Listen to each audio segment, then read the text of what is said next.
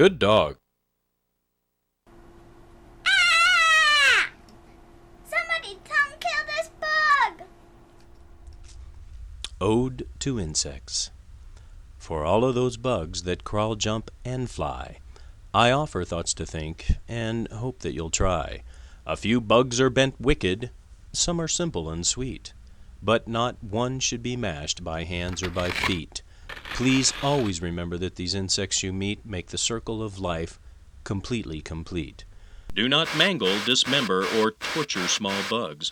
Those doing it for fun are sick punk thugs. Live and let live is the way we all win.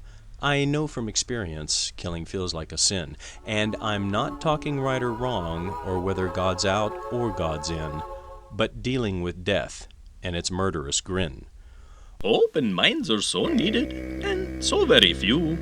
Open minds with good thoughts about good things to do. If this thinking is something that appeals to you, try imagining life from a bug's point of view. We are gigantic, powerful, large, menacing creatures. At least to small bugs, these are man's basic features. Now our food chain has gone retro on some primal trip when people ingest insects with a sauce or a dip. But some cultures do think they're a culinary treat. So when threatened, bugs evolved freaky fluids to excrete. Given the choice between a beetle or a Twinkie to eat, it's protein versus sugar, and sugar is sweet. The balance of life is supply and demand. Unfortunately, insects have more enemies than man. It seems that some plants have their own survival plan, so it's eat or be eaten from where the bugs stand. And there's no end to the dangers. Consider fast-moving machines, which turn most flying insects into splat spots of green. Then adding insult to injury, if you know what I mean, while wipers wash windows, drivers curse, yell, and scream. So you're having a little picnic at the park on the ground, when an army attacks without warning or sound. Try not to get upset if you get ants in your pants. It's fun to get naked and do a wild dance. You'll jump, slap, and twitch, motivation enhanced, entertaining those watching, if given the chance.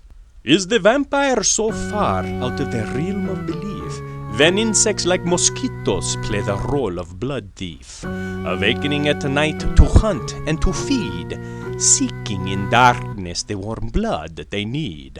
I do hope mosquitoes find a habitat just right, as long as it's not inside my house at night. Some ideas might seem strange, certainly when new, like hearing that spiders have a right to live too. A spider is not filled with malice or hate, and would never try to eat you, unless you're its mate. Of course, we all consider the common fly not only annoying, but rude, especially when mating, right on top of our food. However, the maggot, which is actually the fly's baby brood, is the best way to cure gangrene, though sickening and crude.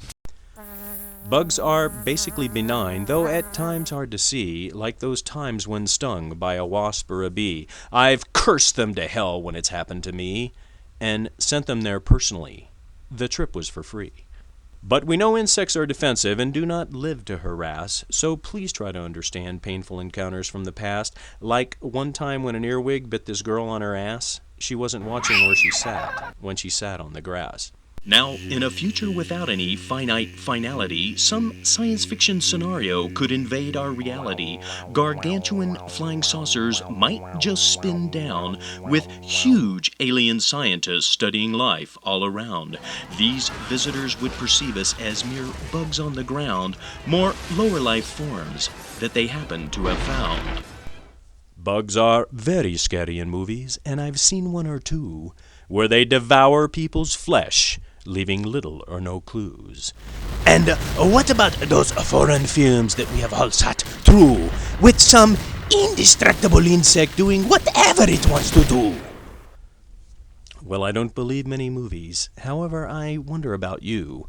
Your reality check could be long overdue. But extinction is the reality of a world gone mad. When considering our karma, consider it bad.